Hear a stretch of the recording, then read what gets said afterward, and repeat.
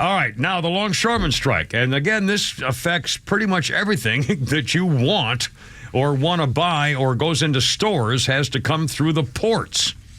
You know, if we don't make it internally, and you know what that includes everything. I mean, Martin wants to talk to you. Well, the phone calls take priority. Martin, you're on the radio. Welcome, sir. What do you think? What's up? Sam, yeah, man. Okay. So here we go. All right. Where did the bombs come from that hit Hamas? Where did the bombs come from that hit Hezbollah? The Houthis in Sudan.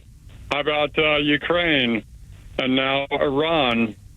And so, yeah, I would say we're involved. I'm going to make a wild claim that we're involved. It's only a question of time. I mean, especially when Israel strikes back again, if this keeps escalating, obviously, I mean, it's like what happened with Russia and Ukraine. Once we get involved, we just keep pumping more into there, and at some point, there's something bad's going to happen.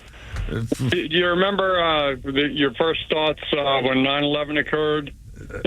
You may not, but I'm going to tell you mine. Yeah. My first thoughts were, and I shared it with someone close, and it said, all of the freedoms and liberties that we grew up with, okay, they're gone. And that went by way of Homeland Security. You know, that wonderful entity capturing data galore on us. Yeah. They couldn't control the airports. You remember the gun smuggling out of Atlanta Airport? Yeah, yeah. Compliments of Homeland Security? Yeah. And you look at the people at the airport and you ask yourself, I should feel secure with that protecting me? Yeah.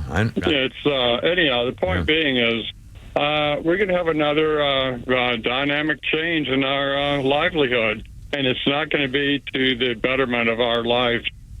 I regret that. I hate that. I hope Israel exercises respect much as Russia has, because technically Russia's in a position to just, lay waste to Ukraine. Well, I really, frankly, I'm surprised it's gone on this long. How is it possible that Ukraine has turned back the Russian army? Because the Russian army ain't what it used. It's not your granddaddy's Russian army. I guess, but still, they are showing. But again, that just drags everything out. It's just here we go, and it's still going, and still going. Trench warfare. It's just ridiculous. You know who thinks Israel's going to hit back? Who? The Iranians. They're lining up at the gas stations in Iran. Well, they're probably good. They're probably good call. I don't know, Martin. I don't know, man. Listen, I appreciate it. 327. We'll keep you posted.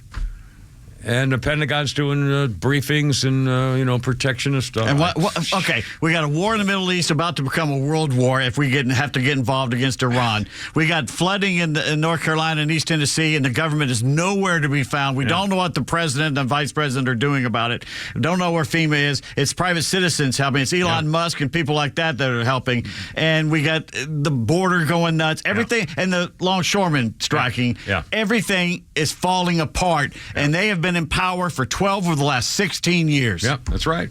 And again, it's the leadership that I can't believe anybody in their right mind wouldn't believe that none of this would have been happening under Donald Trump. None of this would have been happening with a strong conservative, president. with a strong president and a Congress that supported a strong president.